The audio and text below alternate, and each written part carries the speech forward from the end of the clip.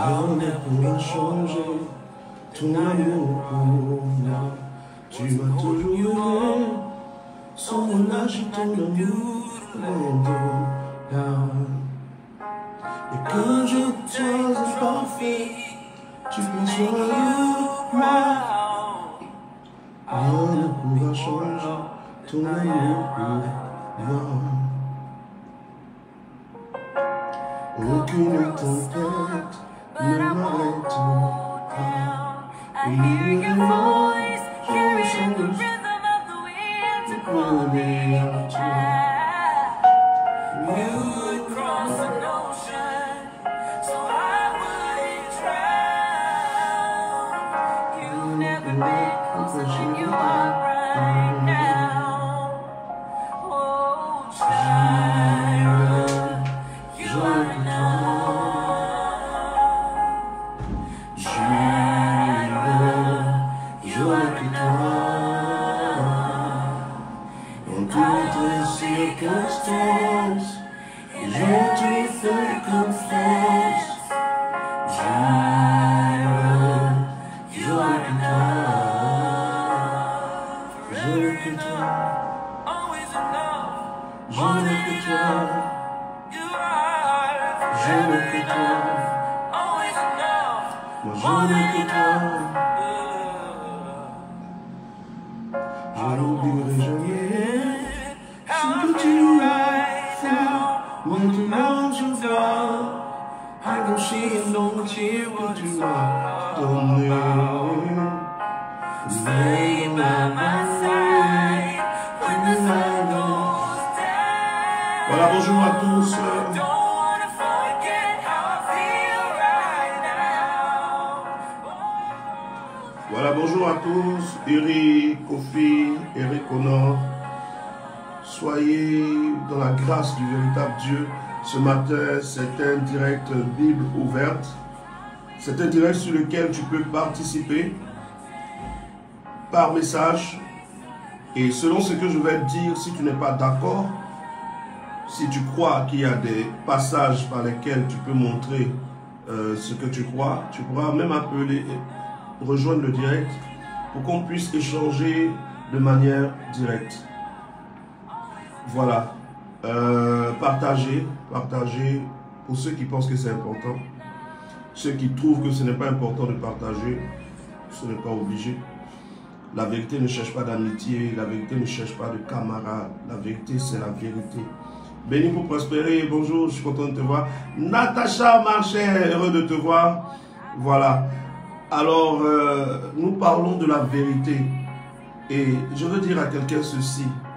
L'une des plus belles vérités que Jésus a eu à dire, c'est que Jésus dit ceci: vous connaîtrez la vérité et la vérité vous affranchira. Peuple de Dieu, vous connaîtrez la vérité et la vérité vous affranchira. Betty, shalom. Shalom à toi, Francine Suncho, Yves-Laurent Maya, Béné la poupée, Elodie Nord. Merci à chacune de vous d'aimer autant la vérité. Et vous qui n'êtes pas d'accord avec ce que moi j'enseigne, ne me voyez pas comme un ennemi, parce que quand Jésus-Christ est arrivé sur terre, le message que Jésus donnait, le message que Jésus prêchait, a été combattu. Pourtant son message était la vérité. Ceux qui n'ont pas cru en Jésus étaient plus nombreux que ceux qui ont cru en Jésus. Ceux qui n'ont pas cru en Jésus étaient plus beaucoup que ceux qui ont cru en Jésus. Mais pourtant, le nombre n'était pas dans la vérité. On peut être beaucoup à dire quelque chose, on peut être beaucoup à croire quelque chose, on peut être nombreux à enseigner quelque chose. Et ce qu'on a enseigné a été accepté dans le monde entier, mais ça ne veut pas dire que ce que tout le monde enseigne est vrai. Aujourd'hui, beaucoup de gens disent, ah, le prophète Guillaume Kofi, ce qu'il dit là, il veut rabaisser Jésus. C'est qu'il dit non.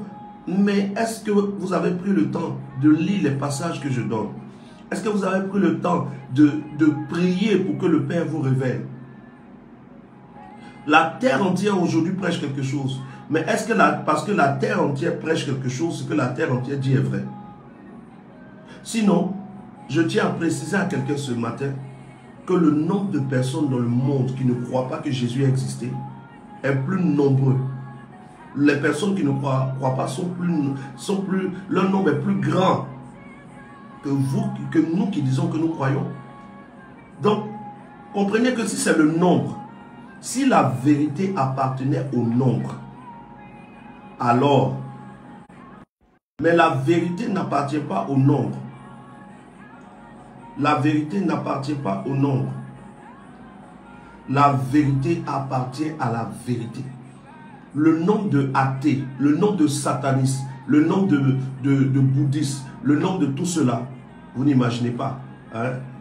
Donnez-moi juste une minute, il y a quelqu'un qui veut participer à ce direct.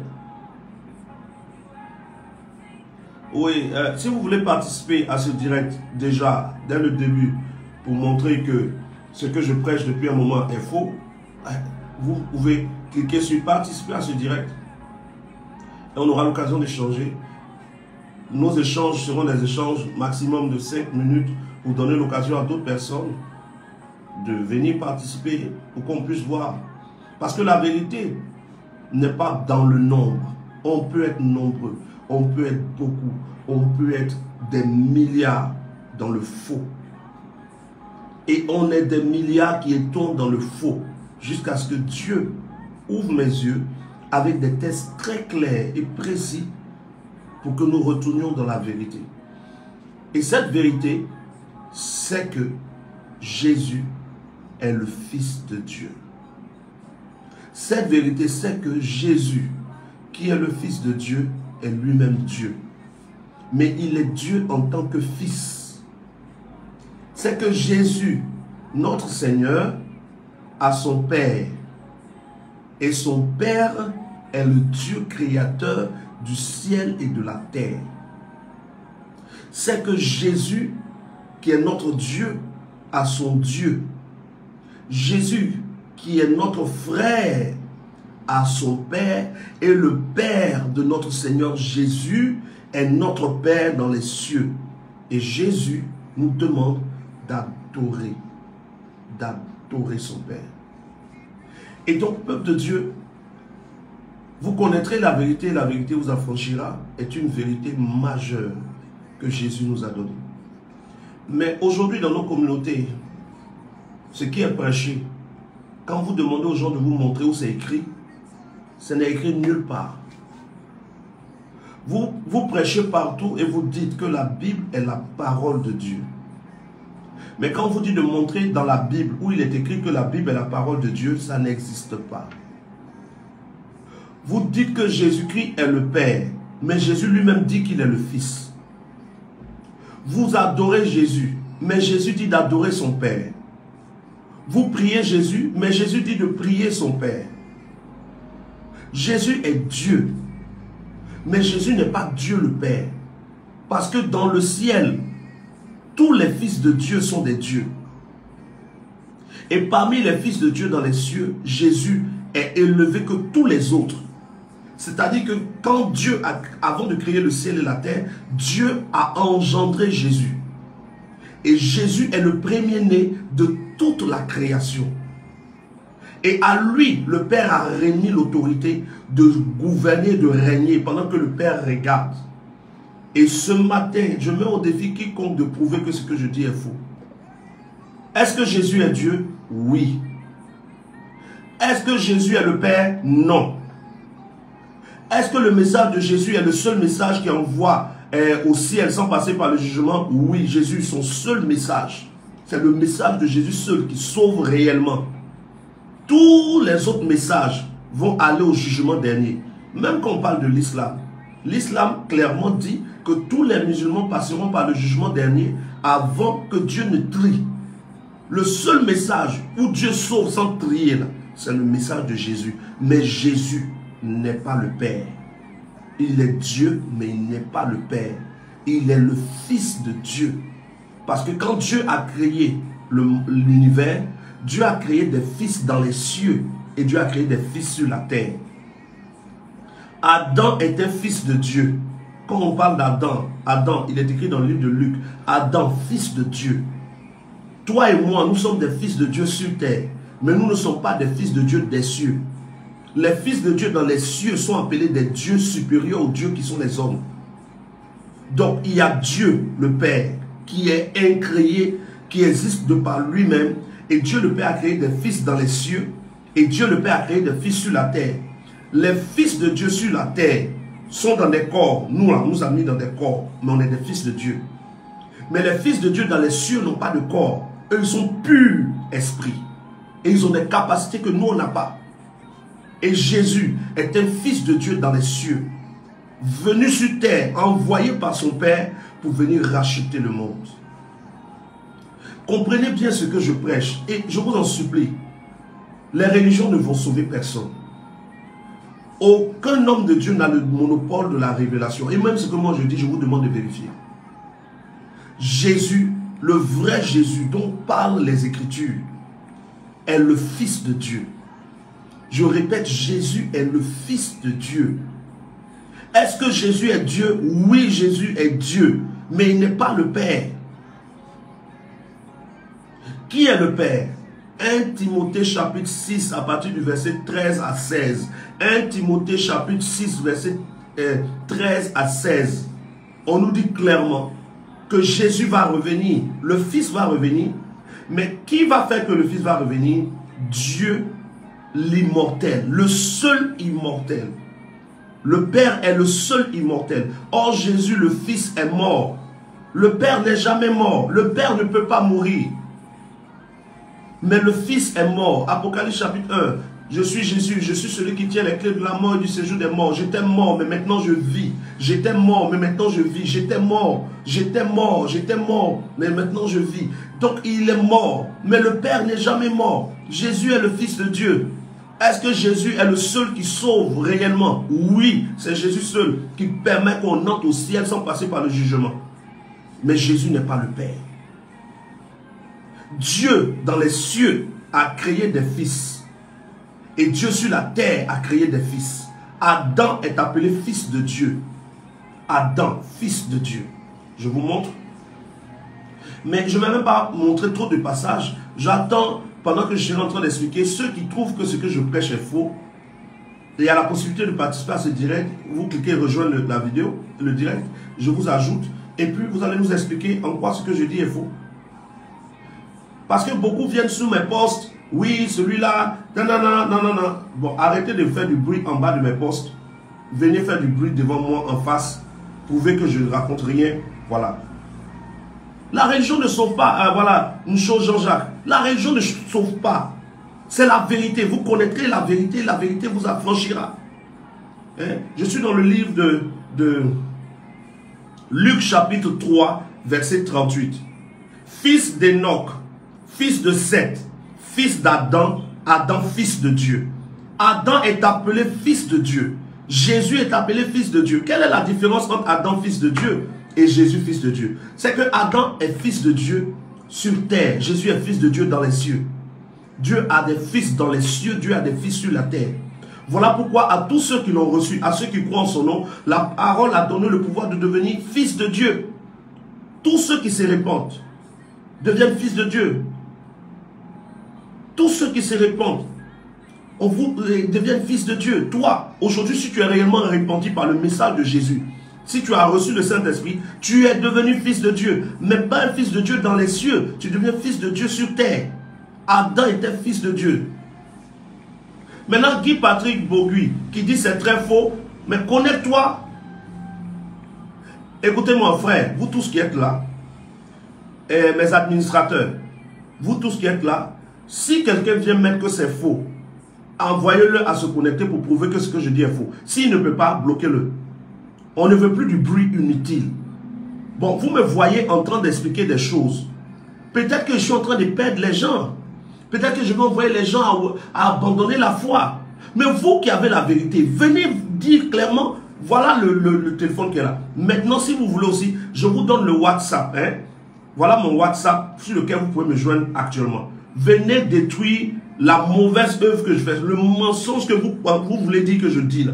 Puisque vous dites que ce que je prêche est faux, venez direct, en direct, là, tu viens, tu cliques sur rejoindre, je t'ajoute, et puis maintenant tu démontres que ce que je dis est faux. Voilà. Ou bien tu appelles par WhatsApp au plus 225 07 plus 225 07 79 30 38 51. Voilà. Je m'en fous, Guy Patrick Bourgui, je m'en fous de l'essence de la chrétienté parce que Dieu n'est pas chrétien. Dieu n'est pas chrétien. Ceux qu'on appelait chrétiens, ce sont les disciples de Jésus. Dieu n'est pas disciple de Jésus. Dieu existe et puis il a envoyé son fils. Dieu n'est pas chrétien. Dieu n'est pas musulman. Dieu est esprit. Et Dieu n'a pas envoyé Jésus pour nous prêcher une religion. Dieu a envoyé Jésus pour nous établir dans son royaume. Donc, Guy quelque chose, Bourgui ou quoi, je ne sais. Si tu es sûr de ce que tu es capable d'affirmer, eh bien, tu rejoins. Tu rejoins, c'est tout. Tu rejoins le direct et puis tu prouves que ce que je dis est faux. Que de parler sur vous avez les doigts pour écrire. On vous dit de venir justifier, vous ne pouvez pas justifier. Moi, je parle devant tout le monde. La terre entière suit mes directs. Le monde entier suit mes directs. Je reçois des messages du monde entier. Des messages de contradiction, des messages qui reconnaissent le message. Et beaucoup de vos hommes de Dieu, vos propres pasteurs, vos apôtres, vos évangélistes, que vous suivez tous les dimanches là, sont dans mon inbox ici en train de reconnaître que mon message est vrai. Mais ils n'ont pas le courage de prêcher. D'autres m'écrivent pour dire, homme de Dieu, ce que tu dis c'est la vérité. Mais nous, on ne peut pas prêcher ça, sinon nos églises vont se vider. Donc, ne venez pas faire du bruit inutile en écrivant. L'essence de la chrétienté, on s'en fout. Voilà. Voilà Guy Patrick Bourgui qui dit, lol, je vous laisse dans vos bêtises. Il ne faut pas nous laisser, pardon, il faut nous sauver. Guy Bourgui, ne va pas, je t'en supplie. On a besoin de toi, viens nous sauver. C'est de la comédie, on appelle ça du bruit. Vous n'avez aucune connaissance des choses de Dieu. Mais quand un homme de Dieu commence à parler, parce qu'un pasteur vous a dit quelque chose que vous pensez avoir compris, vous sautez dessus. Voilà, je suis au boulot. Si vous voulez, moi-même, je vais monter. Mais je suis au boulot, si vous voulez, moi-même, je vais monter. Qu'est-ce que tu racontes, Guy? Bon, allez, gagne du temps. Si tu ne peux pas rejoindre le direct, on ne va pas perdre son temps. Et donc, comprenez que Dieu n'est pas chrétien. Dieu n'est pas musulman. Dieu n'est pas presbytérien. Dieu n'est pas tout ça. Dieu est esprit. Jésus n'est pas venu prêcher une communauté. Jésus n'est pas venu prêcher une religion. Jésus est venu apporter le royaume des cieux. Jésus est venu pour que des hommes deviennent des fils de Dieu, mais d'un autre niveau supérieur. Parce qu'il y a 7 esprits de Dieu répandus par toute la terre. 7 esprits de Dieu qui sont répandus par toute la terre. Et nous sommes appelés à être des fils de Dieu dans la dimension du chiffre 7. Et Adam est un fils de Dieu dans la dimension du chiffre 6. Betty dit, je suis d'accord, aucune religion existait au commencement. C'est l'homme qui a établi cela. Il n'y a pas de religion, Dieu n'est pas religieux. Hein? Amandine Quadjo, tu es au boulot et puis tu écris. Hein? On me dit maintenant de rejoindre, tu dis tu es au boulot. Tu es au boulot, toi dans ton boulot, il n'y a pas pause, il n'est pas midi. Il est midi, prends ta pause, tu vas venir sauver nous, tu vas nous sauver nous tous. Vos plus grands docteurs de théologie, je dis bien les plus grands docteurs de théologie de la Côte d'Ivoire, sont entrés dans mon inbox. Ils n'ont qu'à être courageux, vont vous écrire pour vous dire, on a parlé à ce prophète, on n'a pas pu dire, ah, on reconnaît que ce qu'il dit là, on ne peut pas discuter dessus. Est-ce que vous voyez les grands pasteurs, tous ceux que vous appelez grands pasteurs en Côte d'Ivoire qui font des posts en mettant que le prophète s'y est faux, vérifiez bien s'ils font les posts. Pourquoi est-ce qu'ils ne réagissent pas? Ils savent très bien ce que je dis. Tous ceux qui ont fait de bonnes études théologiques, de bonnes études de grec, de bonnes études d'hébreu et d'araméen, ne discutent pas avec moi, parce qu'ils savent. C'est vous qui lisez seulement les livres en français là. Vous lisez le français mal traduit par Louis II, le français mal traduit par certaines versions là, qui fait du bruit. Guy Patrick Bourgui, le prochain direct c'est ce soir à partir de 20h15. Tu auras l'occasion de démontrer que je suis dans le faux. Mais je t'assure que quand on va finir d'échanger toi et moi, tu vas venir dormir à l'église sur Nat et puis attraper mon sac pour me suivre. Sinon, actuellement, tu peux lancer. Hein. Donc, frère, le vrai message de Jésus a été déformé. Jésus n'est jamais venu dire, je suis venu pour qu'il y ait une religion chrétienne. Jésus n'a pas créé de religion. Jésus n'a pas créé de religion. Jésus n'est pas venu créer une religion. Il dit, le royaume des cieux est descendu parmi vous. Le royaume des cieux est descendu. Il dit, je suis la porte. Quiconque rentre par moi trouvera le royaume. Il dit, heureux celui qui cherche le royaume des cieux et sa justice. Cherchez le royaume des cieux et toutes choses seront données par-dessus. Hein? Dieu a envoyé son Fils unique afin que quiconque croit Dieu n'a pas envoyé son Fils pour sauver une religion donnée. Voilà. Dieu n'est pas venu pour donner une religion. Vous qui êtes dans la religion, vous êtes perdus d'avance. Je défends ma religion catholique. Je défends ma religion évangélique. Moi, je ne défends au catholique, au évangélique. Tout ça, c'est pareil. Je défends le royaume de mon Père. Mon Père est assis sur son trône. Jésus, le Fils de mon Père, a été envoyé. Et grâce à Jésus, qui m'a révélé le chemin, j'ai rencontré mon Père et je prie mon Père et j'adore mon Père. Et j'enseigne à quiconque cherche le vrai Dieu d'adorer le vrai Dieu comme Jésus l'a enseigné, de prier le vrai Dieu comme Jésus l'a enseigné. Maintenant, vous qui dites que ce que je prêche est faux, je suis disponible. Il y a des hommes de Dieu, mais on ne peut pas les appeler. Il y a des hommes de Dieu, même, ils ne veulent même pas discuter avec eux parce qu'ils savent, moi-même là, je suis prêt. Hein? Guy, comme tu es au travail, il faut arrêter d'écrire. Tu es au travail, il faut arrêter d'écrire. Oh. Bon, Guy, vraiment, excuse-moi, je vais te bloquer. Voilà, il faut partir. Il faut partir. Au revoir, Guy. Voilà, il est suspendu, il est parti. Il va travailler. Hein? On t'a pas appelé ici. Comment quelqu'un peut être en train de faire quelque chose, vous dites ce qu'il dit est faux, mais vous ne pouvez pas l'affronter. Depuis vous suivez les directs, combien de personnes sont venues m'affronter? Combien de personnes vous avez vu appeler en direct pour dire que ce que tu dis est faux? Pourquoi? Mais regardez en bas de mes publications. Vous allez avoir 2 millions de commentaires. Dans les 2 millions, oh, ce qu'il dit est faux, il veut perdre les gens. D'accord. Maintenant, on dit c'est ouvert, appelez. Où ils sont? Où ils sont? Voilà. Donc, quand on parle de la Bible, c'est un livre. La Bible est un livre qui contient des paroles de Dieu. Mais toute la Bible n'est pas la parole de Dieu. Mais dans la Bible, si tu veux trouver les paroles que Dieu a eu à dire, si tu veux trouver les choses que Dieu a déjà eu à faire, c'est dans la Bible que tu vas trouver. Mais la Bible est un livre qui regroupe les œuvres de Dieu, les œuvres des hommes, les œuvres des démons, les œuvres du diable, mais tout ça est condensé dans le même livre. Hein? Varane Jackie qui dit, vous êtes super, gloire à Dieu. Donc, la Bible regroupe l'histoire de plusieurs, mais est centrée sur le peuple d'Israël. Nous, on n'est pas le peuple d'Israël, toi tu n'es pas israélite, moi non plus. Nous sommes concernés par le message de Jésus. Le message de Jésus qui concerne la terre entière. Car la parole a été annoncée pour quiconque croit. Dieu a donné son Fils pour quiconque croit. Quiconque, c'est partout le monde entier. C'est dans ça que nous on est concernés. Sinon nous on n'est pas religieux. Moi je ne suis pas religieux. Et toi tu dois quitter de la pensée de Jésus. Je défends mon pasteur. On ne défend aucun pasteur. On ne défend aucun prophète. On ne défend aucun apôtre. On ne défend aucun évêque, aucun pape, aucune communauté. On doit défendre la vérité. C'est la vérité qui compte. Ils ont tout déformé. Tout l'enseignement de Jésus. Si vous faites une pause, que vous lisez tous les évangiles, Matthieu, Marc, Luc et Jean, vous allez vous rendre compte. Vous allez vous rendre compte qu'ils ont tout déformé. Dieu merci, nous on est encore là. Et puis on ne va pas laisser. Maintenant, quand d'autres viennent pour insulter, mais toi tu vas venir m'insulter, oh, il faut qu'on fasse tout ça. Est-ce qu'une injure a déjà enlevé la vie de quelqu'un? Ils ont traité Jésus de Belzébul. Ils ont traité Jésus de démon.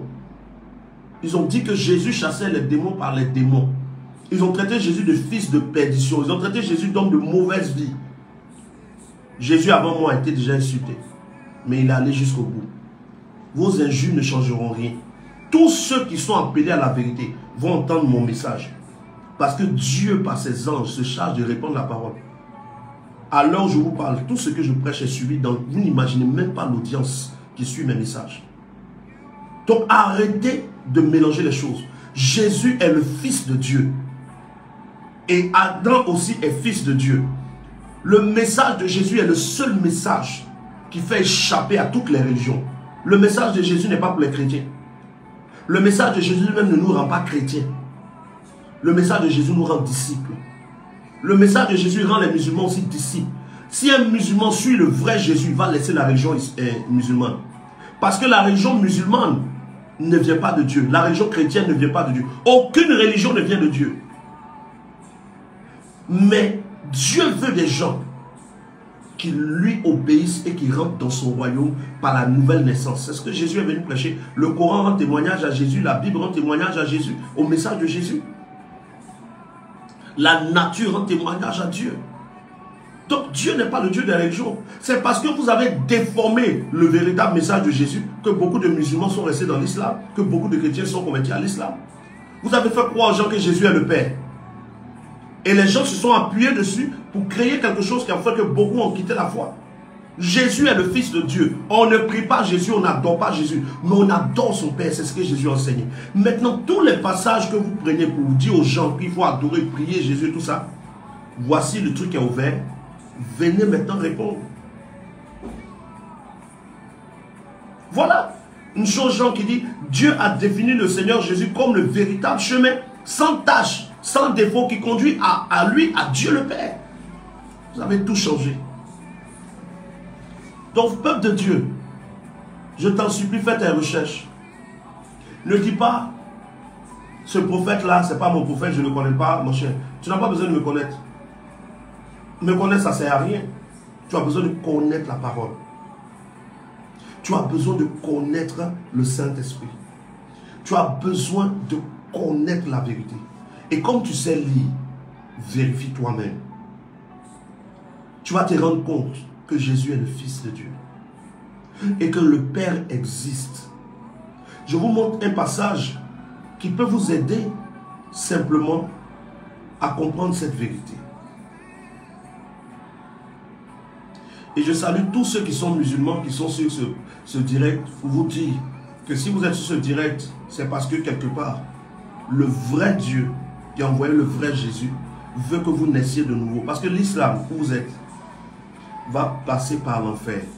Quand le Coran dit que tous les musulmans vont passer par l'enfer, ça ne veut pas dire que tous les musulmans vont aller en enfer. Ça veut dire que les musulmans vont passer au jugement dernier. Oh frère, jugement dernier là, tu ne peux pas être sûr que si tu arrives là-bas, tu vas échapper. Le seul chemin qui fait échapper au jugement dernier, c'est le message de Jésus. Le vrai message de Jésus, qui parle de repentance, d'abandon, de plénitude du Saint-Esprit pour échapper au jugement dernier. Le seul message. Toutes les religions où vous êtes là, toutes les religions vont passer au jugement dernier. Et ça va être chaud là-bas. Voilà. Donc, je montre...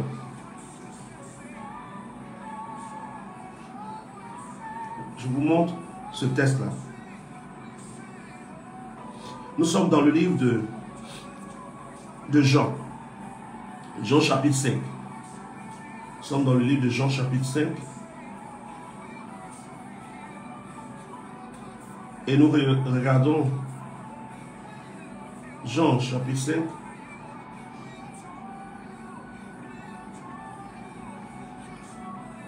Ceux qui ont la Bible, si vous pouvez vérifier avec moi. Jean chapitre 5, verset 31 à 32. Jean chapitre 5, verset 31 à 32. Jésus dit ceci, c'est Jésus qui parle. Il dit, si c'est moi qui rends témoignage de moi,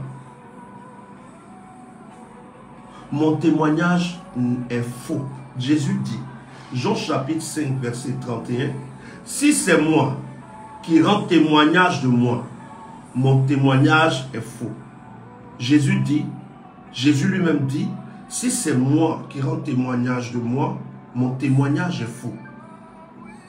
Il y en a un autre, il y en a un autre, il y en a un autre, il y en a un autre que moi, un autre à part moi, un autre qui n'est pas moi, qui rend témoignage de moi. Et je sais que le témoignage qui rend de moi est vrai. Jean chapitre 5, verset 31 à 32. Et Jean chapitre 5, verset 36, Jésus va nous montrer qu'il rend témoignage de lui.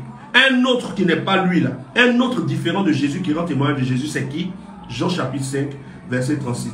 Moi, j'ai un témoignage plus grand que celui de Jean. Car les œuvres que le Père m'a donné d'accomplir, ces œuvres même que je fais, rendent témoignage de moi que c'est le Père qui m'a envoyé. Jean chapitre 5, verset 37. Et le Père qui m'a envoyé a rendu lui-même témoignage de moi. Vous n'avez jamais entendu sa voix.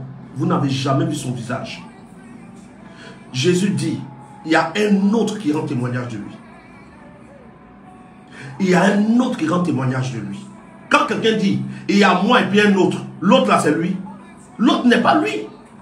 Il y a un autre qui rend témoignage de moi. Si moi, Jésus, je rends témoignage de moi-même, je suis un menteur. Donc si Jésus est le Père, c'est que Jésus est un menteur. Il dit, si je rends témoignage de moi-même, dans ce passage, si je rends témoignage de moi-même, c'est moi, Jésus même, qui rend témoignage de moi, mon témoignage est faux. Mais si un autre rend témoignage de moi, quand il dit un autre, ça veut dire que ce n'est plus moi. Et quand il dit un autre, de qui il parle? Jean chapitre 5, verset 37. Il dit, le Père est l'autre qui rend témoignage de moi. Vous dites que Jésus est le Père. Pendant que Jésus appelle le Père un autre. Jésus dit que le Père est un autre qui rend témoignage de lui. Parce qu'en Israël, pour vous qui ne le savez pas, pour qu'un témoignage soit reçu, le témoignage devait être donné sur la déposition de 2 témoins, 2 ou 3 témoins. Jésus dit, lui, il est le premier témoin. Et son Père est le deuxième témoin. Vous savez combien de personnes? 2 personnes. Vous dites Jésus est le Père. Pour que tout le monde croit que Jésus est un menteur. Votre évangile rend Jésus menteur. Votre évangile rend Jésus menteur. Jésus est le Fils de Dieu. Et son Père rend témoignage de lui. Et il dit, vous n'avez point entendu sa voix, vous n'avez jamais vu son visage. Mais pourtant, vous voyez le visage de Jésus. On voit Jésus partout. Et les gens viennent vous mentir. Comme dans Jean chapitre 14. Verset 9, Jésus dit, celui qui m'a vu a vu le Père. On dit, ah, tu vois, Jésus dit, celui qui m'a vu a vu le Père. Donc c'est que c'est Jésus qui est le Père. Mais pourtant, vous savez très bien, pour vous qui avez un peu de connaissance au moins, qu'on ne peut jamais voir Dieu. Dieu est esprit. Jean chapitre 4, verset 20 à 24, Jésus dit, Dieu est esprit. Comment Dieu est esprit? Jésus peut dire, regardez mon visage, c'est le Père qui est là. Jésus ne parlait pas de son visage. Jésus ne parlait pas de son visage. Et dans la vraie version, dans Jean chapitre 14, verset 9, il est écrit, celui qui m'a vu a aussi vu mon Père. Jean chapitre 14, verset 9. Et dans Jean chapitre 12, je vous donne Jean chapitre 12, regardons Jean chapitre 12 ensemble. Jean chapitre 12, regardez ce que Jésus dit.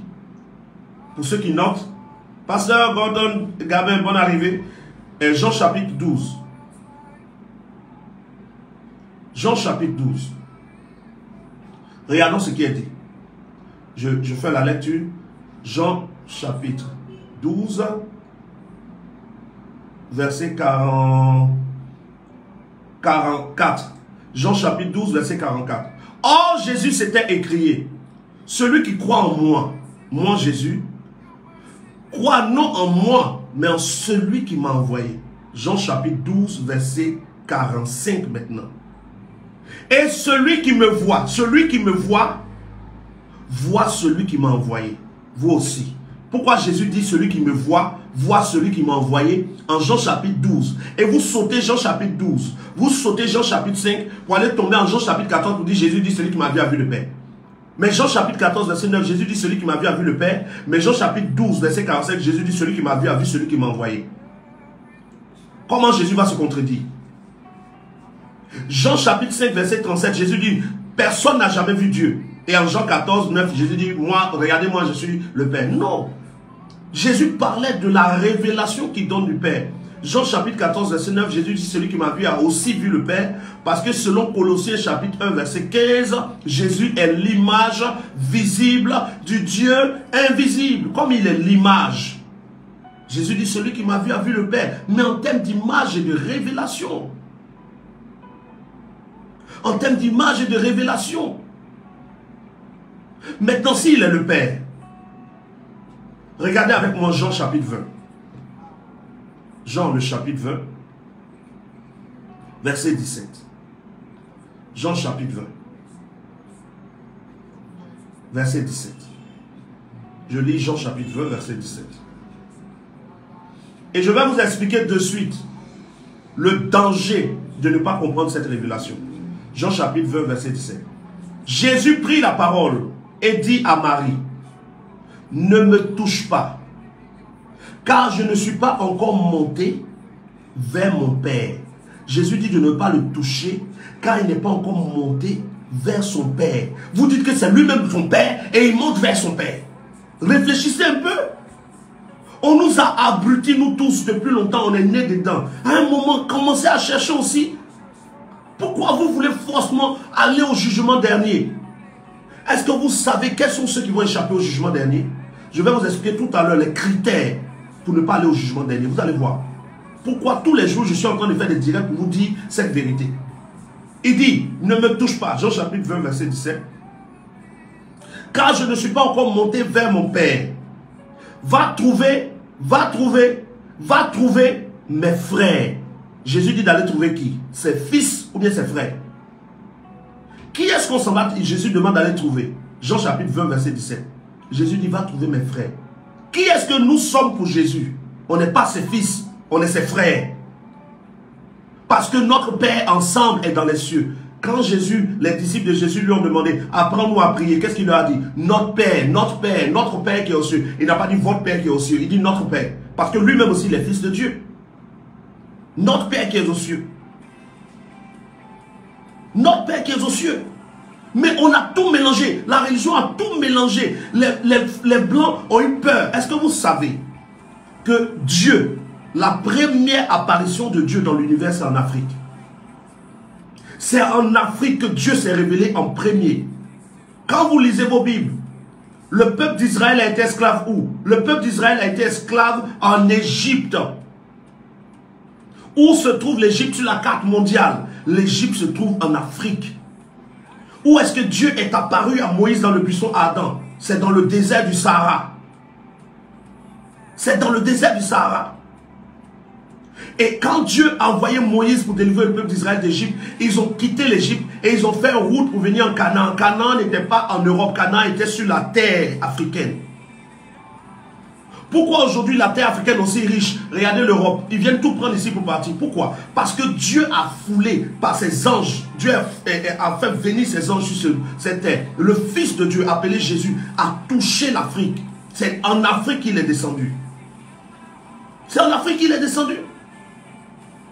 On vous blague que oui, la religion des Blancs, nous ne suivons pas la religion des Blancs, nous sommes les Kamites. Vous qui dites que vous êtes les Kamites, si vous saviez réellement, vous allez savoir que la vraie foi dans le vrai Dieu par Jésus n'est pas une foi venue de l'Orient, de l'Occident, mais c'est venu de l'Afrique. Quand les colons sont arrivés en Afrique, ils ont trouvé des Africains qui étaient puissants, qui avaient des pouvoirs et des capacités de guérir les malades, de chasser les démons. Ils ont découvert des Noirs avec des capacités. Ils ont tiré des balles, ils ont lancé des flèches sur des Africains sans que ça ne les touche. Ils ont voulu attaquer des villages et ces villages ont disparu devant leurs yeux. Ils ne comprenaient pas quelle était cette puissance parce qu'ils sont venus avec la science. Nous, on n'avait pas la science, on avait la foi. Et comment ils vont faire donc pour nous arracher la foi? Ils vont utiliser la science pour corrompre les Africains qui croyaient en Dieu. Ils vont prendre de la poudre à canon. Ils vont mettre le feu, ça va exploser. Les Africains qui voient ça exploser sont ébahis, sont éblouis. Et ils commencent à croire que les Blancs ont plus de puissance. Ils vont prendre le miroir. Et quand ils vont mettre le miroir, ils vont dire à l'Africain, regarde ce miroir, j'ai pris ton âme est dans le miroir. Et quand l'Africain se mire et qu'il voit que son image est là-bas, l'Africain a peur. L'Africain commence à dire, oh, ils ont pris mon âme, ils ont pris mon âme. Et ils ont commencé à avoir peur. Et les quelques-uns qui avaient gardé la foi disaient à leurs frères, ne les croyez pas, ce ne sont pas des dieux, ne les croyez pas, notre Dieu est plus grand. Mais le plus grand nombre, c'est le corrompre avec l'alcool. Ils ont pris l'alcool et quand ils versent l'alcool, ils allument une bûchette d'allumette, ça prend feu. Ils ont dit qu'ils contrôlaient le feu, ils contrôlent la terre et tout ça. Et les Africains ont cru. Et c'est comme ça qu'ils se sont accaparés. C'est comme ça qu'ils se sont accaparés de la puissance de l'Afrique. Et ils ont poussé l'Afrique à laisser la foi en Dieu pour entrer dans la science. Et ils ont changé l'histoire. Ils ont changé l'histoire. Ils ont changé les noms. Vous croyez que vous êtes vraiment sûr que si nous devions prier en un nom, ça allait être au nom de Jésus? On traduit tout, mais on ne traduit pas les noms. Ils ont tout traduit tellement ils ont voulu nous détruire qu'ils ont même traduit le nom de Jésus. Est-ce que vous savez qu'à la base, le nom de Jésus c'est Yehoshua et Yeshua? Et le nom de Jésus qui est Yehoshua et Yeshua a été traduit en grec par Jesus. Et le nom grec qu'ils ont pris pour traduire, ils ont traduit Yehoshua ou Yeshua en Jesus. Mais Jesus qu'ils ont pris pour traduire n'est pas la bonne traduction même du nom de Yehoshua. Et ils ont décidé de traduire le nom de Yehoshua ou de Yeshua, qui est le fils de Marie venu pour annoncer la volonté de Dieu, en Jesus, qui n'est même pas déjà la bonne traduction. Et Jesus, ils ont pris Jesus pour traduire en français Jésus.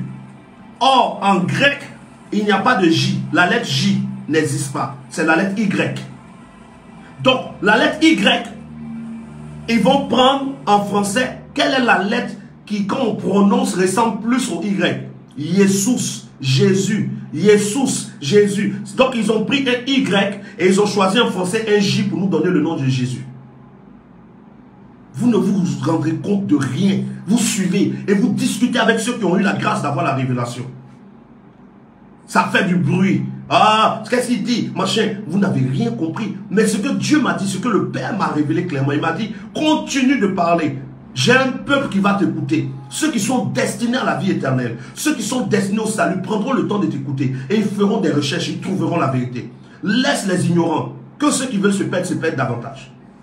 Donc je ne fais pas mes directs parce que je cherche des vues. Parce que j'ai trop envie que les gens me suivent. Et vous allez me suivre, c'est pour aller où? Moi je ne suis pas le chemin. Hein. Je ne suis pas le chemin, j'ai ma petite vie. Je ne m'occupe pas de quelqu'un. Mais comme Dieu a bien voulu se révéler à moi, voilà pourquoi je parle. Hein? Voilà, Bassirou Ndiaye dit, moi j'ai une question. Du moment où vous reconnaissez que Jésus n'est pas Dieu, et c'est ce que nous musulmans nous disons aussi, reconnaît-tu aussi que Mohamed est prophète envoyé par le Dieu de Jésus?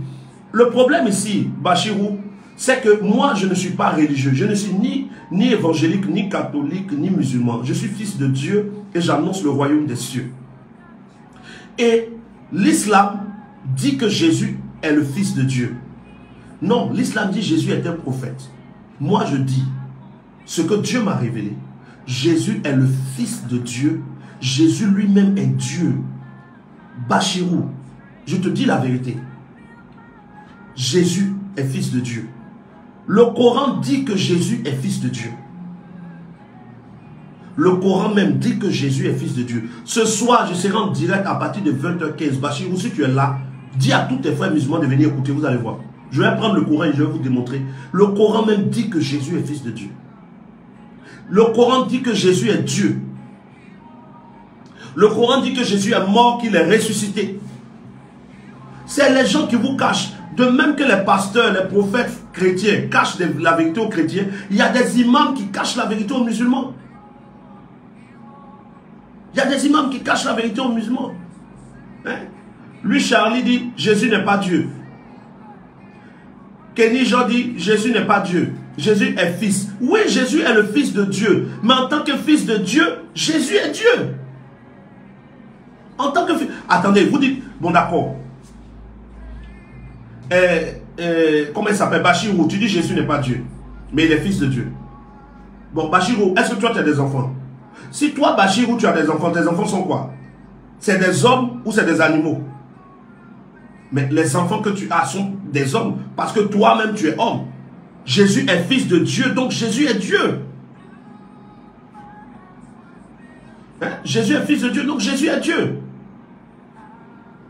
Donc la ligne est ouverte. Comprenez bien ce que je suis en train de dire. Les gens ont tout caché et ils ont tout déformé. Sinon là, la vérité est simple. Dieu a tant aimé le monde qu'il a donné son fils unique. Pourquoi est-ce qu'on appelle Jésus fils unique? Simplement parce que c'est le seul des fils de Dieu dans les cieux qui est devenu fils de Dieu sur terre. Tous les autres fils de Dieu dans les cieux ne sont pas devenus fils sur terre. Il est le seul qui est devenu fils de Dieu sur terre en quittant le ciel, le fils unique de Dieu. Hein? Le Coran même dit aux musulmans de suivre Jésus. Oui, le Coran dit aux musulmans de suivre Jésus, mais les imams vont croire que le Jésus que nous on prêche n'est pas le vrai, que c'est le faux. Non, c'est le vrai que moi je prêche là même. Et tout, j'ai demandé un débat à la DDR, Bachirou, ou bien à l'imam Mokhtar. Vous, tous ceux qui font ça me fait tellement mal. Les gars font du bruit. Imam Mokhtar, la DDR, Oustaz, et Ismaël Aka, tous ceux-là. Mais quand je leur dis de venir faire des débats avec moi, ils refusent. Pourquoi ils refusent? Dites-leur de répondre. On avait un débat le mois passé, ils ne sont pas venus. Le mois passé, ils ne sont pas venus. Le 14, ils m'ont donné rendez-vous le 14 octobre. Aujourd'hui, c'est le combien? Le 18, on les a appelés jusqu'à ils ne répondent pas. Parce qu'ils savent que le jour où on va échanger, les musulmans qui les suivent, tous vont devenir disciples du vrai message et quitter la religion. Hein? Voilà. Donc, il y a beaucoup de fils de Dieu. Mais, Kenny Jean dit, mais, il y a beaucoup de fils de Dieu, mais ils ne sont pas Dieu, c'est le principe du mystère. Ils ne sont pas Dieu en termes de Dieu par essence, mais ils sont Dieu en termes de Dieu par nature. Parce que Dieu leur a donné sa nature. Voilà. Peut-être que vous ne comprenez pas quand je dis Jésus est Dieu en tant que fils. Voilà. Mais j'ai déjà dit, Kenny Jean, Adam était fils de Dieu. Oui, Adam est fils de Dieu en termes de fils de Dieu sur terre. Dieu a divisé les fils en deux groupes. Les fils de Dieu sur terre, les fils de Dieu dans les cieux. Jésus fait partie des fils de Dieu dans les cieux. Adam fait partie des fils de Dieu sur terre. Voilà. En tant que fils de Dieu, sur terre, Adam est Dieu. Et Kenny Jean, nous tous, êtres humains, là, nous sommes des dieux sur terre. Et Jésus fait partie des dieux dans les cieux. Mais parmi les dieux sur terre et les dieux dans les cieux, il y a un seul Dieu qui a tout créé, qui est appelé le Père. C'est lui le Dieu incréé. Nous tous les autres là, Dieu nous a donné une partie de lui. Il nous a donné sa divinité. Voilà pourquoi même tout être humain qui va mourir reste éternel. On ne sera jamais détruit. Notre esprit est éternel. Voilà. Donc, Bachirou, ce soir, je serai en direct. La soirée 112 que tu cites là, je vais tout citer le soir. Hein? Voilà.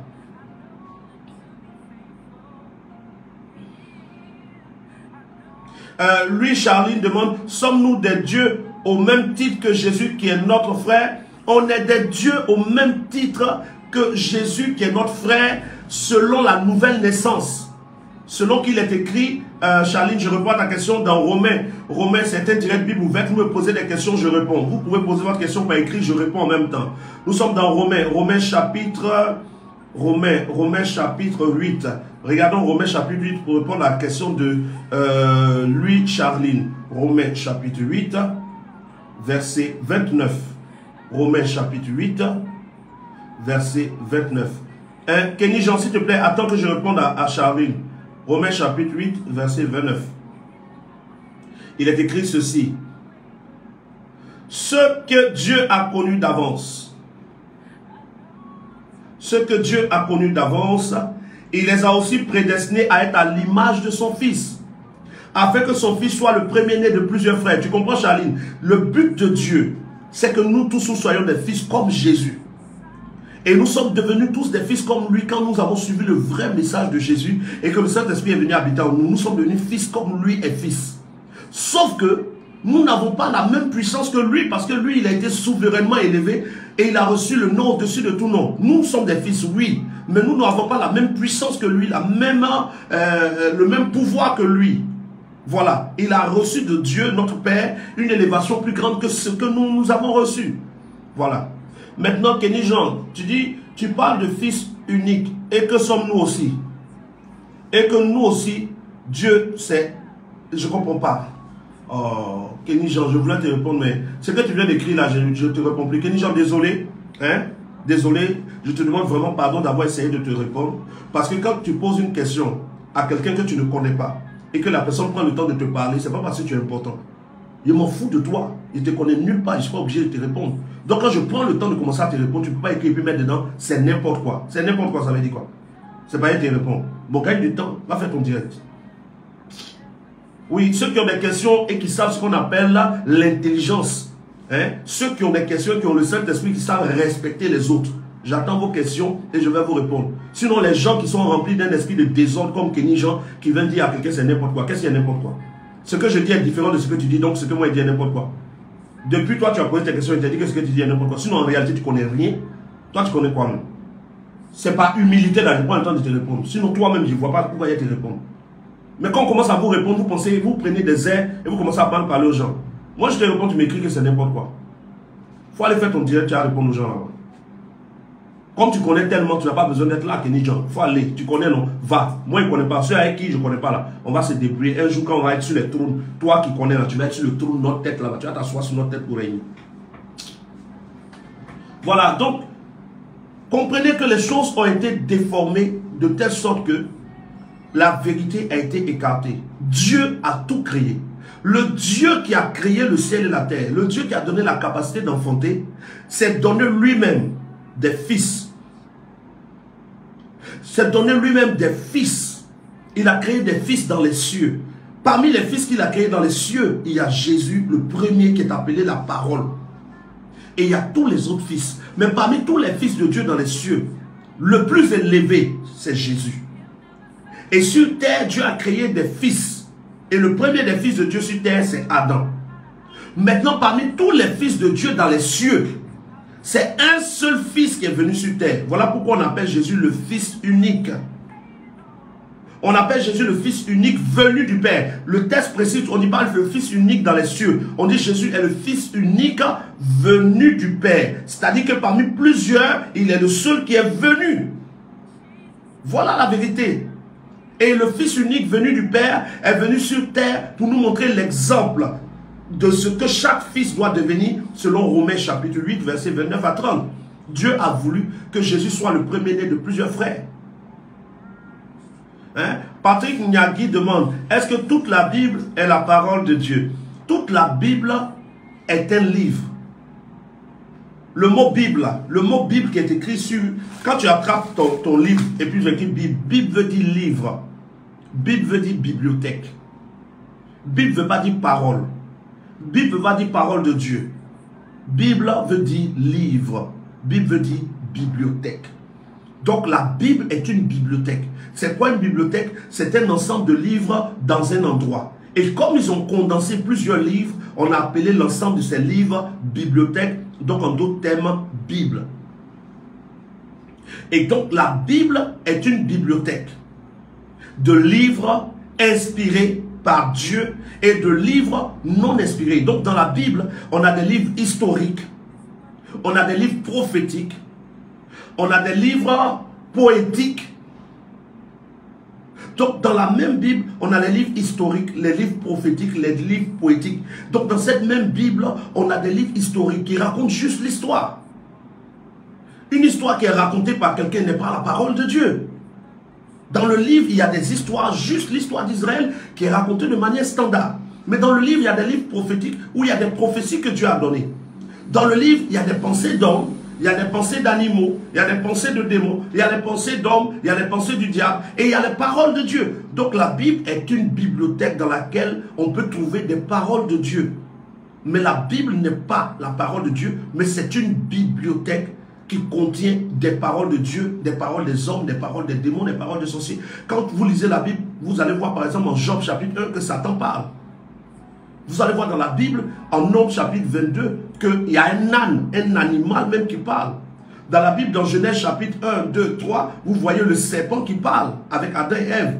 Est-ce que la parole du serpent est la parole de Dieu? Non. Est-ce que la parole de Satan est la parole de Dieu? Non. La Bible a des paroles où on voit des livres, des chapitres, des versets où on voit Dieu qui parle. Oui. Mais ce n'est pas toute la Bible qui est la parole de Dieu. La Bible est un livre qui contient à certains endroits des paroles de Dieu. Maintenant, il y a, si vous avez des questions, vous les posez, je réponds. Il y a Patrick, en tout cas tant que vous êtes respectueux. Il y a Patrick Nyagi qui dit, doit-on suivre la Bible comme guide? Non, on ne suit pas la Bible comme guide. On lit la Bible pour avoir la connaissance. Et on est rempli du Saint-Esprit pour nous guider. Car tous ceux qui sont conduits par le Saint-Esprit sont fils de Dieu. On dit pas, il n'y a pas un seul passage dans la Bible où on dit d'être conduit par la Bible. Les véritables disciples de Jésus sont conduits par le Saint-Esprit. Et les véritables disciples de Jésus lisent la Bible pour avoir la connaissance afin de mieux discerner les choses. La Bible est un livre qui nous apporte du discernement. On doit lire la Bible, on doit méditer la Bible. Mais en méditant la Bible, on doit méditer avec le discernement. Et ce que Dieu nous fait comprendre quand nous lisons doit être utilisé pour faire nos choix. Mais ce n'est pas ce qui nous guide. Le Saint-Esprit nous guide. La Bible est un livre par lequel Dieu nous donne l'histoire du passé pour que nous ayons le discernement dans nos choix par rapport aux voix qu'on entend. Parce que quand le Saint-Esprit te parle, il te parle dans le spirituel. Tu ne vois pas de visage. Tu as une pensée, tu as une voix. Comment tu fais pour savoir que cette voix est de Dieu? Comment tu fais pour savoir que cette voix, que cette pensée vient de Dieu? En ayant lu la Bible, cela te donne le discernement. Puisque Dieu a parlé à des gens avant nous, nous voyons ce qu'il leur a dit, ça nous permet de trier entre ce qu'on entend et ce qu'on n'entend pas. Il faut donc lire avec le discernement. Il y a Varane Jancy qui dit, papa, quelle différence entre le Saint-Esprit et Dieu? Voici un enseignement que je vais donner qui va vous aider à faire bien la part des choses. Quand vous prenez le livre d'Ésaïe, je réponds à Varane qui demande quelle différence entre le Saint-Esprit et le Père, et Dieu le Père. Quand vous prenez le livre d'Ésaïe, Ésaïe chapitre 55, Ésaïe chapitre 55, Ésaïe chapitre 55, versets 9 à 11. Ésaïe chapitre 55, versets 9 à 11. Voici ce qui est écrit. Autant les cieux sont élevés au-dessus de la terre, autant mes voix sont élevées au-dessus de vos voix et mes pensées au-dessus de vos pensées. Ésaïe chapitre 55, verset 9. Mais cette phrase d'Ésaïe, chapitre 55, verset 9, ne concerne pas les fils de Dieu. Nous, en tant que fils de Dieu, les pensées de Dieu ne sont pas élevées au-dessus de nos pensées. Les voix de Dieu ne sont pas élevées au-dessus de nos voix. Donc, Ésaïe 55, verset 9, ne nous concerne plus quand nous naissons de nouveau. Quand tu n'es pas encore né de nouveau, Ésaïe 55, verset 9 te concerne parce que tu ne sais rien de Dieu. Mais quand tu es né de nouveau, que le Saint-Esprit vient habiter en toi, les pensées de Dieu ne sont plus loin de toi. Et c'est écrit dans le livre de 1 Corinthiens chapitre 2. 1 Corinthiens chapitre 2 nous prouve que nos pensées ne sont plus loin des pensées de Dieu. 1 Corinthiens chapitre 2, verset 9. 1 Corinthiens chapitre 2, à partir du verset 9. Mais comme il est écrit, ce sont des choses que l'œil n'a point vues, que l'oreille n'a point entendues, et qui ne sont point montées au cœur de l'homme. Des choses que Dieu a préparées pour ceux qui l'aiment. Dieu nous les a révélées par le Saint-Esprit. Car le Saint-Esprit nous communique les pensées de Dieu. Lequel en effet des hommes connaît les choses des hommes si ce n'est l'Esprit de l'homme qui est en lui. De même, personne ne connaît les choses de Dieu si ce n'est l'Esprit de Dieu. Or, nous n'avons pas reçu l'Esprit du monde, mais nous avons reçu l'Esprit qui vient de Dieu, afin que nous connaissions les choses que Dieu nous a données par grâce. Donc, frère, le Saint-Esprit, quand la Bible parle du Saint-Esprit, la Bible parle de la dimension que Dieu a posée en nous, qui nous connecte à lui. Le Saint-Esprit, quand on parle de Dieu le Père, Dieu lui-même est esprit et Dieu est saint. Donc le Père de notre Seigneur Jésus, c'est le Saint-Esprit. Mais Dieu le Saint-Esprit, il n'y a pas de différence entre Dieu, entre le Père et le Saint-Esprit. Quand on dit Dieu, c'est son nom commun. Quand on dit Père, c'est sa relation avec nous. Quand on dit Saint-Esprit, c'est sa nature et sa pureté. Dieu, c'est un nom commun. Dieu, c'est un nom commun.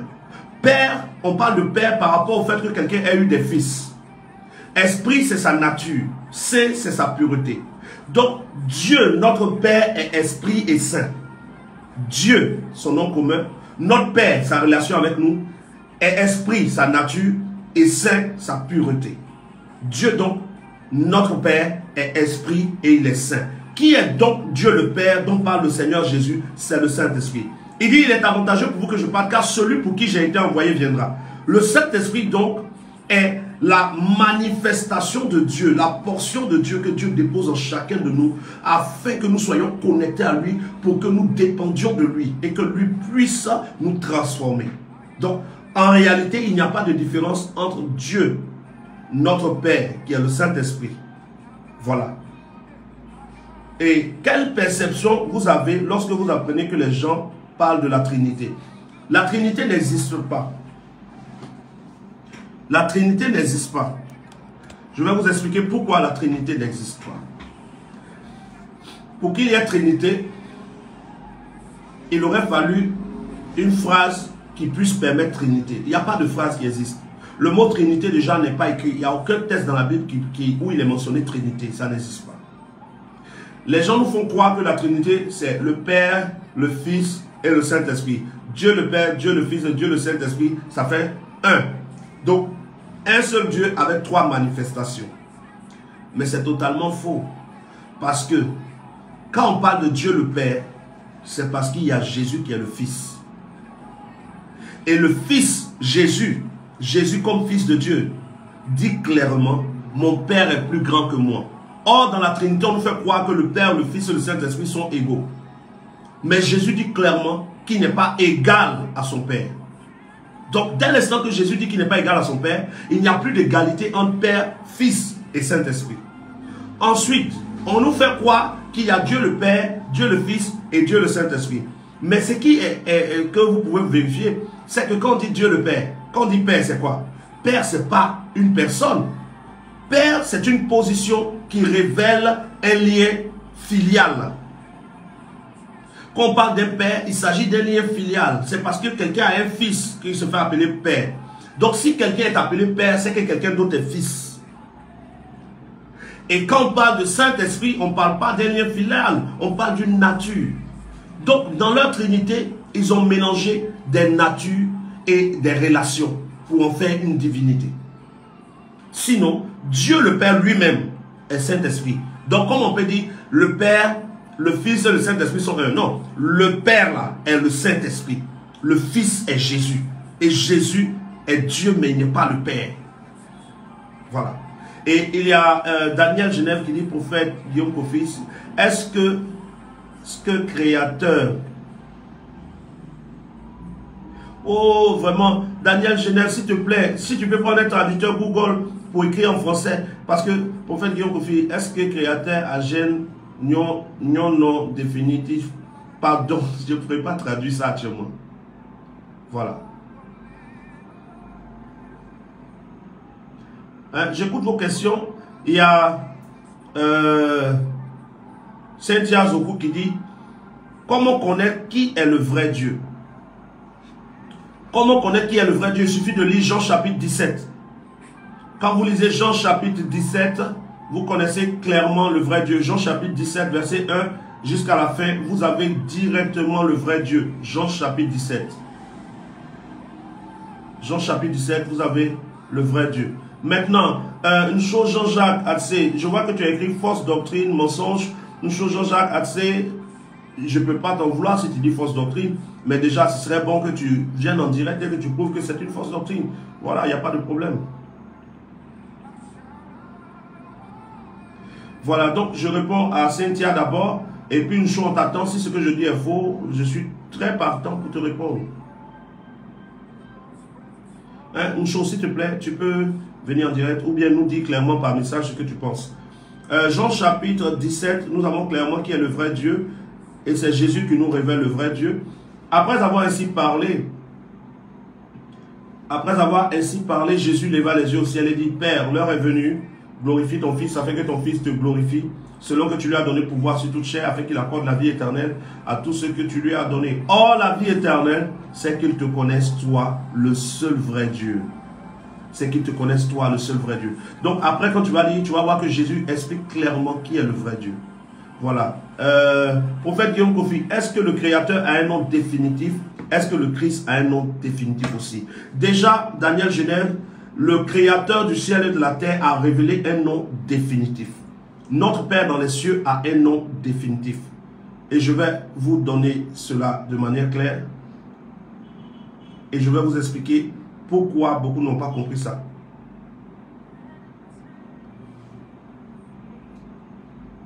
Oh, il y a trop de publicité sur mon truc.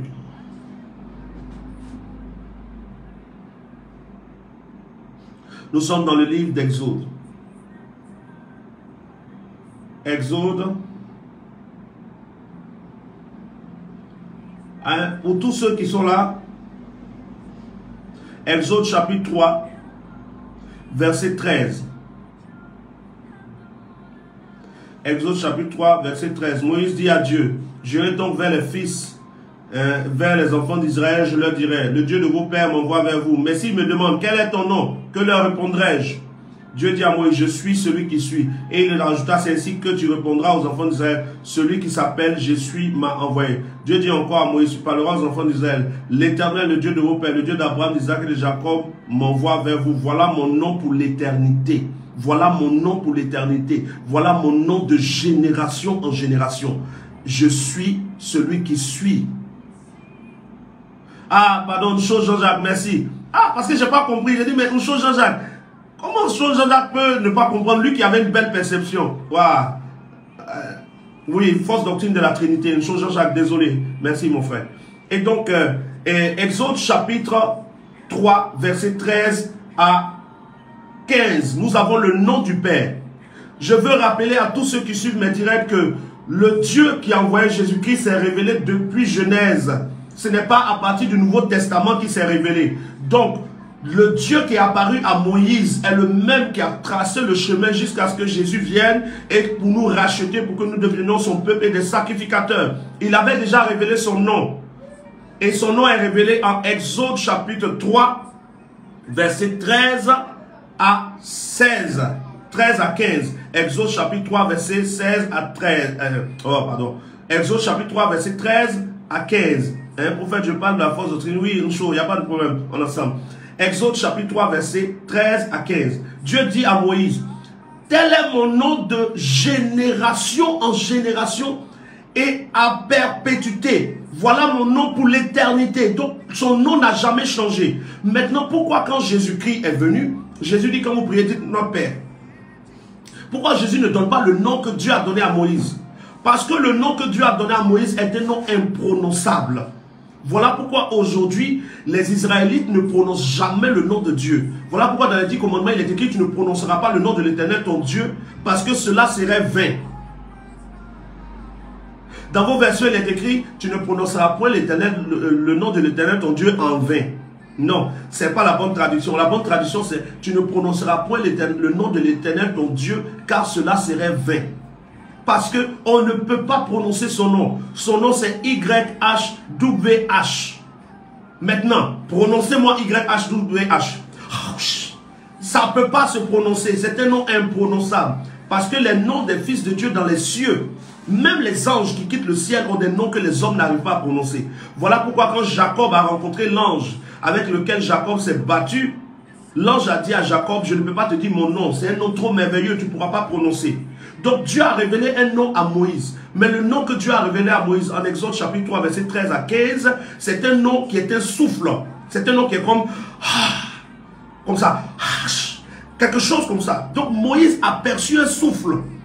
Mais il n'a pas pu écrire le nom, mais le nom c'est écrit YHWH. Donc quand Jésus-Christ est venu, et que Jésus dit, vous voulez prier, il dit, quand vous voulez prier, dites notre Père. Appelez-le le Père parce que vous êtes devenus des fils. Parce que le nom qu'il a, on ne peut pas le prononcer. Le nom de Dieu n'est pas Jésus. Le nom de Dieu est un nom qu'il a révélé depuis Exode chapitre 13, Exode chapitre 3, verset 13 à 15. Un nom qu'on ne peut pas prononcer.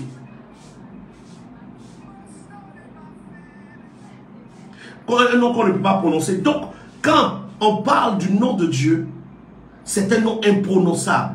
Voilà pourquoi le peuple d'Israël, depuis leur sortie d'Égypte, ont fait ce qu'on appelle des attributs.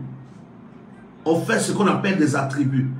Yahweh Jireh, El Shaddai, Adonai, tous ces noms que vous allez voir, même tout ce que chacun écrit, ce sont des noms qui ont été donnés parce qu'on ne pouvait pas prononcer le nom de Dieu. C'est un nom qui était comme un souffle. Donc Jésus nous conseille, quand nous voulons prier le Père, de dire notre Père, de l'appeler Père. Sinon son nom est un nom de génération en génération et pour l'éternité. Il a dit clairement, Exode chapitre 3, verset 15, dit à ce peuple, l'Éternel, le Dieu de vos pères, le Dieu d'Abraham, d'Isaac et de Jacob, m'envoie vers vous. Voilà mon nom pour l'éternité. Voilà mon nom de génération en génération.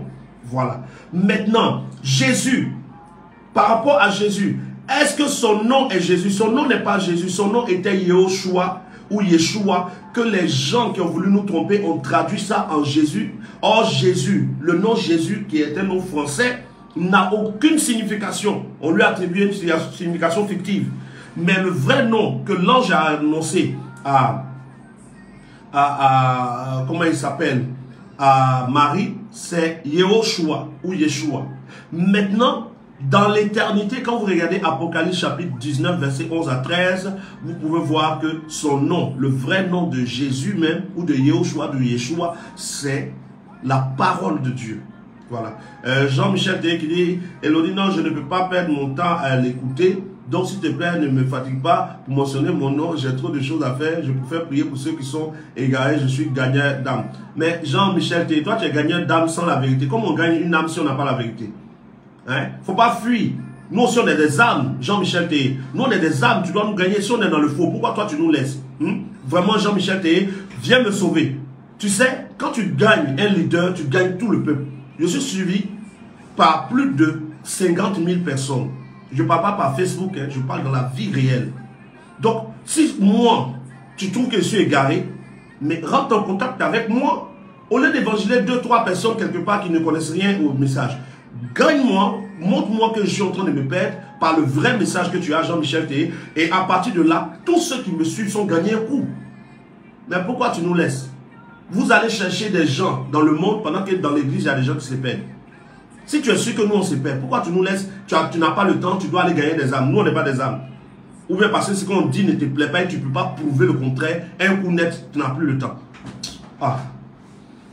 Patrick Nyagi qui dit, est-ce qu'il y a une différence entre Jésus et Christ? Il n'y a aucune différence entre Jésus et le Christ. C'est une arnaque des prophètes d'aujourd'hui. Il y a plein d'hommes de Dieu qui cherchent à mentir dessus, qui vont vous mentir que Jésus n'est pas le Christ, Christ n'est pas Jésus. C'est n'importe quoi. Je vous montre le test. Il n'y a aucune différence entre Jésus et puis le Christ. Voilà, je vous montre le passage. Vous allez sauver les gens. Sauvez-nous aussi. Si vous êtes sûr qu'on est dans l'erreur. Déjà dans Matthieu chapitre 1, verset 1, il est écrit, généalogie de Jésus appelé le Christ. C'est Jésus qui a appelé le Christ. Donc il n'y a pas une différence entre lui et le Christ. Et ensuite, Matthieu chapitre 16, verset 16, Pierre à la révélation, Pierre dit, tu es le Christ, le Fils du Dieu vivant. Voilà. Donc il n'y a pas de différence entre Jésus et le Christ. C'est Jésus qui est le Christ. Luc chapitre 2, verset 11. Luc chapitre 2, verset 11. Est-ce qu'il y a une différence entre Jésus et le Christ? Voici la réponse. Luc chapitre 2, verset 11, qui est encore plus précis. Il est écrit ceci. C'est aujourd'hui, dans la ville de David, il vous est né un sauveur qui est le Christ, le Seigneur, Jésus. Donc il n'y a pas de différence entre, c'est Jésus qui est le Christ. Voilà, il n'y a pas de différence. Maintenant, ensuite, Daniel de la Genève qui dit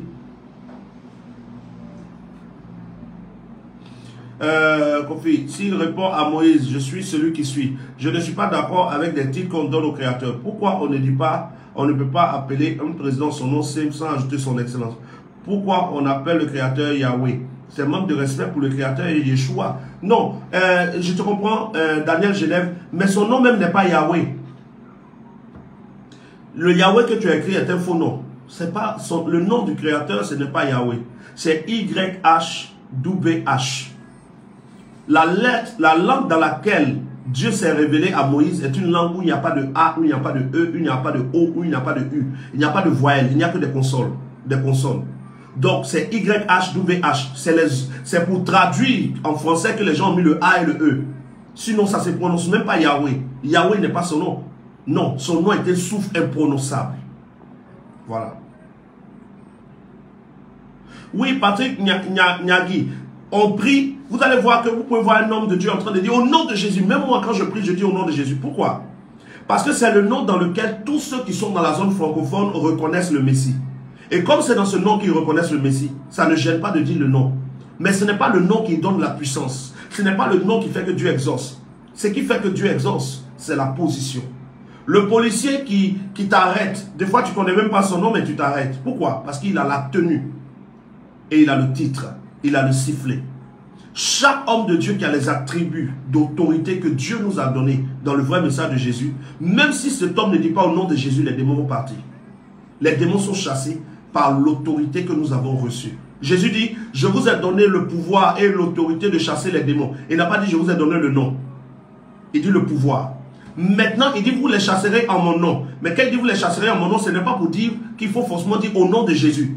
Chasser les démons au nom de Jésus, c'est chasser les démons selon la vérité que Jésus nous a révélée. Maintenant, si toi, tu as envie de dire au nom de Jésus, que tu le dis, ce n'est pas un péché. Mais dans le livre des Actes des Apôtres, chapitre 19, il y a des hommes qui ont chassé les démons en disant au nom de Jésus, mais les démons les ont frappés. Ce n'est pas le nom qui libère l'autorité, c'est la position qui libère l'autorité. Voilà. Et il y a Varane qui dit, papa, comment peut-on nous faire comprendre l'esprit des Écritures qui ont été écrites dans Jean 1? Personnellement, je trouve une petite contradiction dans les Écritures. Oui, mais Jean chapitre 1. En nous lisons Jean chapitre 1. Pour ceux qui ont déformé la vérité, ils ont tellement déformé la vérité que Jean chapitre 1 est devenu bizarre. Mais si tu lis bien Jean chapitre 1, au commencement était la parole était avec Dieu et la parole était Dieu. Maintenant, si nous savons que la parole c'est Jésus, on dira simplement, au commencement était Jésus, Jésus était avec Dieu. Et Jésus lui-même qui est avec Dieu était Dieu. Et la question qu'on doit poser à tous ceux qui disent que Jésus est le Père, quel est le Dieu avec qui Jésus était au commencement? Il était avec Dieu. Ce Dieu avec qui Jésus était, c'est qui? Voilà. Maintenant, Gardimi Eliassin dit, parlant des Israélites, est-ce que ce peuple blanc qui habite la Palestine est le vrai peuple de Dieu? Déjà, je vais vous montrer que le vrai peuple de Dieu n'existe pas en termes de peuple physique. Aujourd'hui, on ne parle plus de vrai peuple de Dieu parce que le vrai peuple de Dieu est spirituel. Et l'endroit où les gens vont faire des retraites est appelé plutôt d'un autre nom. Regardons ensemble, Apocalypse. Je réponds à Gardimi.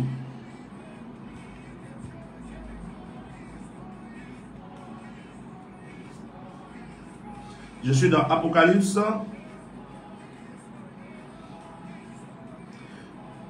On va regarder,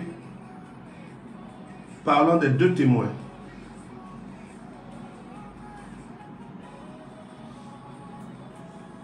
Pardonnez, quand vous écrivez une question, laissez-moi au moins répondre à l'autre. Là, quand je finis de répondre à un, ça me donne le temps de répondre à votre question. Or, si vous écrivez en même temps, on est dans Apocalypse chapitre 11. Apocalypse chapitre 11. Regardons ensemble. Apocalypse chapitre 11, verset 7 à 8. Apocalypse chapitre 11, verset 7 à 8. Apocalypse chapitre 11. Apocalypse chapitre 11, verset 7 à 8. Quand ils auront achevé leur témoignage, la bête qui monte de l'abîme leur fera la guerre, les vaincra et les tuera. Verset 8. Et leurs cadavres seront sur la place de la grande ville qui est appelée dans un sens spirituel Sodome et Égypte. Quelle est cette grande ville? Là même où leur Seigneur a été crucifié. Quand vous lisez Apocalypse chapitre 11, verset 7 à 8, vous comprenez clairement que là où Jésus a été crucifié n'est plus appelé lieu saint, mais appelé Sodome et Gomorrhe et Égypte. Vous qui allez faire les pèlerinages en Israël, là, l'Israël d'aujourd'hui n'est pas considéré comme un lieu saint. Dans le monde spirituel, Israël est considéré comme Sodome et Égypte. On est dans Apocalypse chapitre 11, verset 8. Donc, on ne parle plus de peuple physique de Dieu. Il n'y a plus de peuple physique. Nous sommes passés de ce qui est physique à ce qui est spirituel. Et dans le monde spirituel, à tous ceux qui l'ont reçu, à ceux qui croient en son nom, la parole a donné le pouvoir de devenir enfant de Dieu. Si tu t'es repenti, que tu as été baptisé, tu as cru au message de Jésus, tu reçois le Saint-Esprit, tu es maintenant le vrai peuple de Dieu. Voilà. Je prends une autre question. C'est par la vérité que les âmes sont sauvées. Oui, c'est vrai. L'apôtre Paul a écrit dans Colossiens 3, verset 17, de tout faire au nom de Jésus-Christ. Est-ce que c'est juste? Je lis Colossiens 3, verset 17, pour que ensemble chacun comprenne bien ce que je vais répondre. Colossiens chapitre 3. Colossiens chapitre 3, verset 17. Il est écrit, Et quoi que vous fassiez en parole ou en œuvre, faites tout au nom du Seigneur Jésus, en rendant par lui des actions de grâce à Dieu le Père. Vous voyez qu'ici, on précise même que tout ce qu'on fait par Jésus, c'est pour Dieu le Père. Mes frères, Hunter, Dave, il dit, faites tout au nom du Seigneur Jésus. Ce n'est pas pour dire que tout ce qu'on fait, on doit dire le nom. Mais c'est faites tout en obéissant au Seigneur Jésus. Je vais te montrer le texte qui le confirme. Hein? On avait vu Colossiens. Tu avais dit Colossiens combien? Colossiens chapitre 3 verset 17. Et tu vas mieux comprendre grâce à Jean. Jean chapitre 5 verset 43. Je réponds à Hunter Dave qui demande, l'apôtre Paul a écrit dans Colossiens chapitre 3 verset 17 de tout faire au nom de Jésus-Christ. Est-ce que c'est juste? La réponse se trouve dans Jean chapitre 5 verset 43. Jésus dit, je suis venu au nom de mon Père et vous ne me recevez pas. Si un autre vient en son propre nom, vous le recevrez. Et dans Jean chapitre 10 verset 25, Jésus dit, je vous l'ai dit et vous ne croyez pas. Les œuvres que je fais au nom de mon Père. Quand Jésus dit qu'il faisait les œuvres au nom de son Père, qu'il est venu au nom du Père, ce n'est pas parce que Jésus prononçait le nom, mais c'est pour dire j'obéissais. Obéir au Père est venir au nom du Père. Obéir au Père est travailler au nom du Père. Donc quand Paul dit, faites tout au nom du Seigneur, c'est pour dire, faites tout selon l'obéissance que Jésus a manifesté, soyez obéissants en toutes choses. Voilà ce que Jésus voulait dire dans Colossiens chapitre 3, verset 17.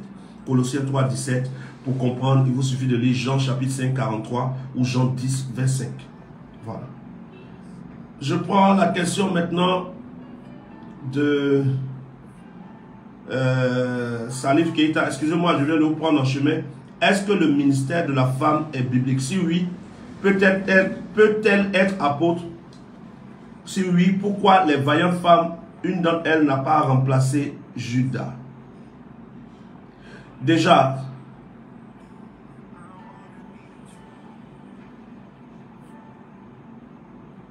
non, Daniel Genève, le Créateur a un nom spécifique. Maintenant, que ce soit Moïse, que ce soit tous ceux que tu vas voir après, tous les noms qu'ils ont donnés à Dieu sont des attributs. Israël avait peur de prononcer le nom de Dieu parce qu'il n'arrivait pas à le prononcer. Vous pouvez faire vos recherches après.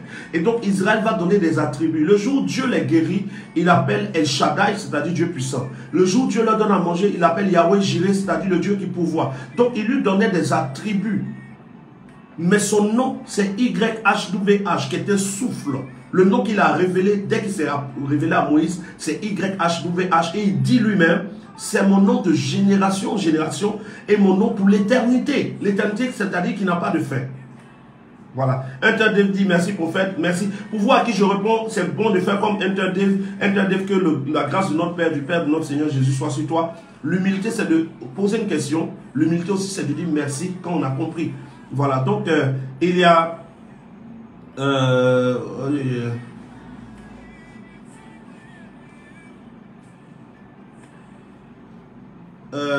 répondais à quelqu'un. Bon, je reviens sur le ministère de la femme tout à l'heure. Jean chapitre 11 et Jean chapitre 10 verset 30. Papa, vous avez dit Jésus-Christ est la parole, oui.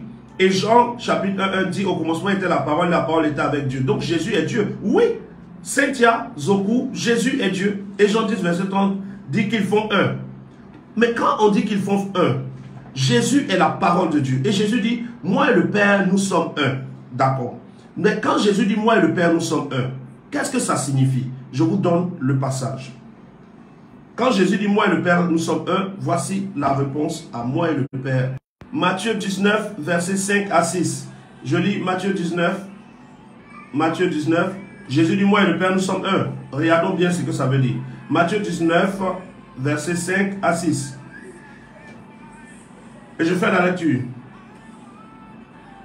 On peut commencer même à Matthieu 19, verset 4. Il répondit, n'avez-vous pas lu que le Créateur au commencement fit l'homme et la femme? Matthieu 19, verset 5. Et Dieu dit, c'est pourquoi l'homme quittera son père et sa mère et s'attachera à sa femme et les deux deviendront une seule chair. Verset 6. Ainsi ils ne sont plus deux, mais ils sont une seule chair. Que l'homme donc ne sépare pas ce que Dieu a uni. Vous êtes d'accord que l'homme et la femme deviennent une seule chair? Ainsi ils ne sont plus deux, mais ils sont devenus une seule chair. Mais malgré qu'ils sont devenus une seule chair, la Bible les appelle une seule chair. Monsieur habite à part, madame habite à part. C'est-à-dire monsieur a son corps, madame a son corps. Et Jésus même dit, de deux personnes qui seront dans un lit, un sera enlevé, l'autre va rester. Pourtant les deux sont devenus une seule chair. Quand la Bible dit que le Père et le Fils, quand Jésus dit je suis un avec mon Père, ça ne veut pas dire que Jésus n'est pas à part et que son Père n'est pas à part. Une femme qui est enceinte a l'enfant en elle, elle est un avec son enfant. Mais quand le temps arrive, l'enfant sort d'elle et l'enfant a sa vie, la maman a sa vie. Être un n'est pas égal à être la même personne. Et Jésus dit, le Père est en moi et je suis dans le Père. Et Jésus justifie cela pour dire qu'il était rempli du Saint-Esprit. Donc quand Jésus dit, moi et le Père, nous sommes un, ce n'est pas parce que Jésus est le Père, c'est parce que le Père habite en Jésus. Maintenant, je vous montre dans Jean chapitre 17, l'approfondissement de ce que je viens de dire au sujet de Jésus dit, moi et le Père, nous sommes un. Vérifions dans Jean chapitre 17 et je répondrai à une autre question en même temps. Nous sommes à Jean chapitre 17. Regardez la prière de Jésus. Jean chapitre 17. Voilà. Jean chapitre 17, verset 20. Jean chapitre 17, verset 20.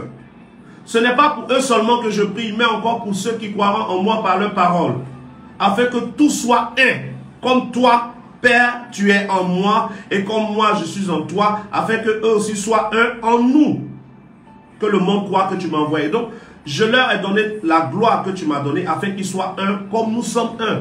Tu vois que Jésus parle encore de un, mais il parle de nous sommes un. Nous sommes un. Nous, ça veut dire que le Père est à part, le Fils est à part, mais ils ont une unité.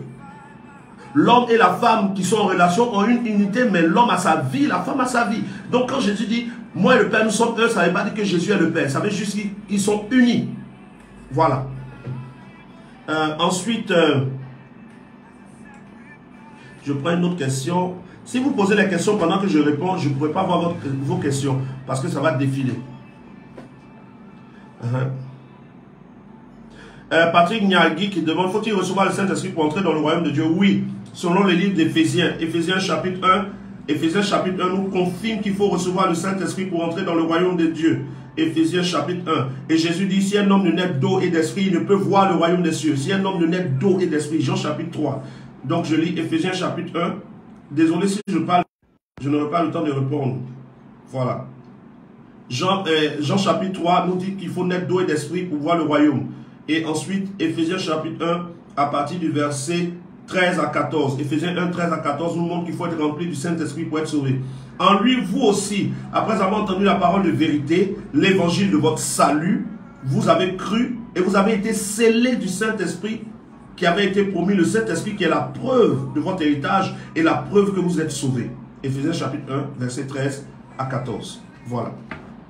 Je prends deux dernières questions et on aura rendez-vous ce soir. Ce soir, nous avons rendez-vous à partir de 20h30. Le thème, c'est le mystère caché de toute éternité, mais maintenant révélé. Je prends une autre question. Moïse, Jésus, quelles étaient leurs heures de prière et ils priaient comment? Mohamed Lamine demande, Jésus et Moïse, quelles étaient leurs heures de prière et ils priaient comment? Jésus n'avait pas d'heure de prière. Moïse avait des moments de prière. Pourquoi est-ce que Moïse avait des heures de prière? Pourquoi Moïse s'abaissait pour prier? Pourquoi est-ce que Moïse faisait l'ablution? Parce que Moïse marchait selon la loi. Et l'islam a copié la loi de Moïse. Donc ce n'est pas Moïse qui faisait comme les musulmans, mais c'est les musulmans aujourd'hui qui font comme Moïse. Et Jésus est né sous la loi de Moïse. Donc quand Jésus est né, sa maman Marie l'a fait circoncis selon la loi de Moïse. Ce n'est pas Jésus qui a voulu être circoncis, mais c'est sa maman qui l'a fait circoncis. Et je précise que Jésus est fils de Dieu. Parce que moi, mon Dieu, le Père assis sur le trône, personne ne va le circoncis. Personne ne peut lui donner sein ou l'accoucher. Donc, Jésus, le fils de Dieu, la Bible déclare dans Philippiens chapitre 2, verset 5, qu'il s'est humilié, il s'est abaissé. Et donc, sa maman l'a envoyé pour qu'il soit circoncis selon la loi juive. Et il a été circoncis. Maintenant, quand le temps est arrivé, Jésus a commencé à prêcher son message. Et quand il a commencé à prêcher son message, il a montré à ses disciples qu'il faut prier. Il dit de prier le Père. Comment prier? Il dit levez les mains, levez les yeux et prier d'un cœur pur. Jésus n'avait pas d'heure de prière spécifique. Il y a des fois où Jésus priait très tôt le matin. Il y a des fois où Jésus priait avant de dormir. les œuvres dépendaient de sa conviction. On vous a fait croire dans l'islam que Jésus était musulman. Jamais Jésus n'était musulman, mais le vrai Mahomet était chrétien. Voilà. Ensuite, si tu as d'autres questions, je peux venir te répondre. Pourquoi je dis Mahomet était chrétien? Je peux t'expliquer même avec le Coran ou la Bible. Je prends une dernière question.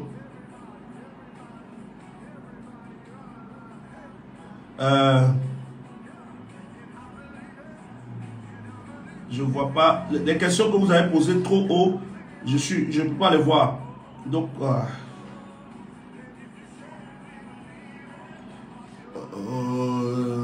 j'ai déjà traité le thème sur la dîme. Hein. J'ai déjà traité le thème sur la dîme. Pour ceux qui sont dans mon groupe WhatsApp, les disciples du vrai message, si vous voulez des thèmes, vous avez besoin d'un enseignement sur un thème précis, il vous suffit d'écrire sur le groupe et puis on vous donne la vidéo. Voilà. Donc pour vous qui êtes là, vous pouvez adhérer à mon groupe WhatsApp. Hein. Continuez met le numéro pour qu'ils puissent, ceux qui veulent adhérer. Là-bas, vous pouvez poser, demander des vidéos, on va vous les transférer par WhatsApp et tout. Et vous pourrez regarder vous-même calmement et puis vérifier ce que je prêche. Voilà, sinon j'ai déjà traité le thème sur la dîme. Ensuite, Daniel Genève demande quand peut-on recevoir le Saint-Esprit? Quelle différence établie entre l'esprit de l'homme et le Saint-Esprit? L'esprit de l'homme est une portion de l'esprit de Dieu. Parce que Dieu a créé l'homme de son souffle. Mais l'esprit de Dieu, le Saint-Esprit, est la portion totale qui a manqué à l'homme pour être totalement fils de Dieu. C'est-à-dire que quand Dieu nous a créé, il nous a donné une portion sans nous donner la totalité. Et le jour où nous nous répentons et que nous sommes baptisés, Dieu nous donne la portion qui a manqué pour que nous soyons totalement fils de Dieu. Voilà. J'en parlerai davantage ce soir. Peuple de Dieu, pour ne pas vous retenir plus longtemps, je vous donne rendez-vous ce soir à partir de 20h30. On aura l'occasion d'ouvrir le téléphone. Pour ceux qui voudront appeler, on pourra échanger par appel. Hein, ça sera un direct ce soir de questions-réponses. Vous écrivez, je réponds. Vous posez une question, je réponds. Ce sera un direct de questions-réponses. Ce n'est pas un direct ce soir où je viens pour prêcher quelque chose. Non, je viens et comme ce matin, avec les questions que vous avez envoyées, j'explique des choses. En même temps, les questions qui viennent, je réponds. Voilà. Notre objectif, c'est de rétablir ce que le Père, notre Père dans les cieux nous a donné. Et ce qu'il nous a donné, c'est la vérité. La vérité, c'est que Jésus est le Fils de Dieu. Dieu, son Père, est notre Père à nous tous. Et Jésus veut que nous adorions son Père. Et vous qui dites que Jésus est le Père, c'est que ça ne gêne pas d'adorer le Père.